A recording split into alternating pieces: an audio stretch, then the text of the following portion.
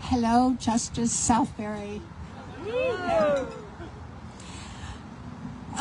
In April, Dan and I were in California and we visited the Reagan Center, and it was gorgeous.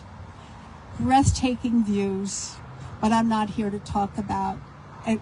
It was a very good museum.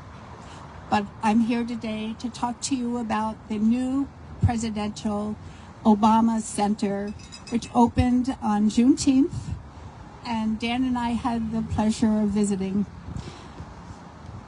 I can tell you that visiting the Obama Center, you do not feel like you just visited a museum.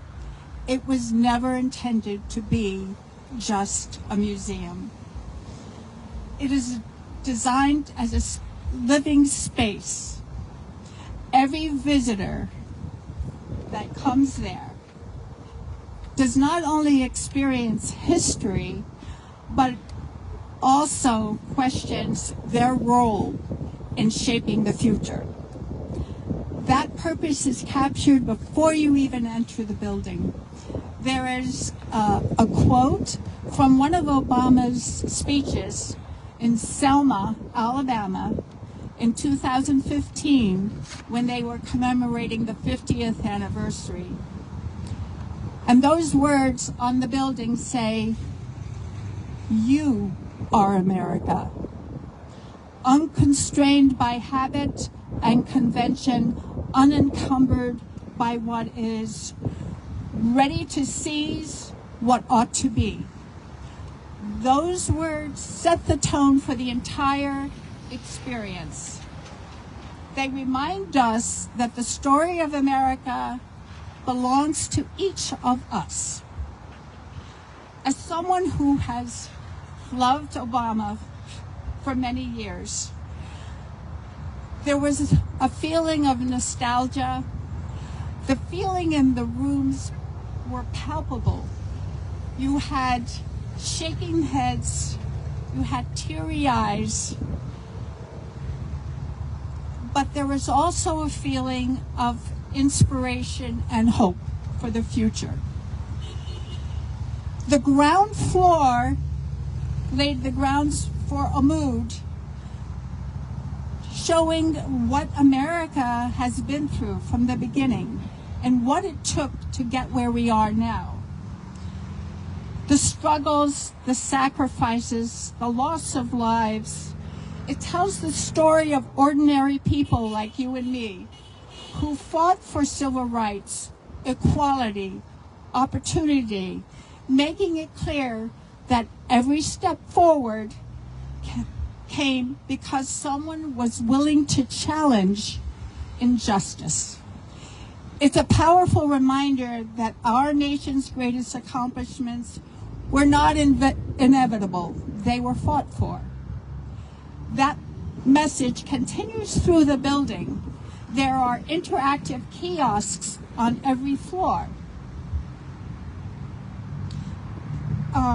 These kiosks reinforce the idea that causing change doesn't belong only to presidents and elected officials. It belongs to all of us.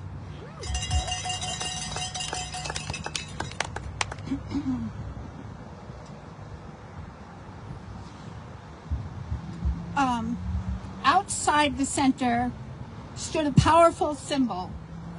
The symbol was an arch. The bending arch signifies progress.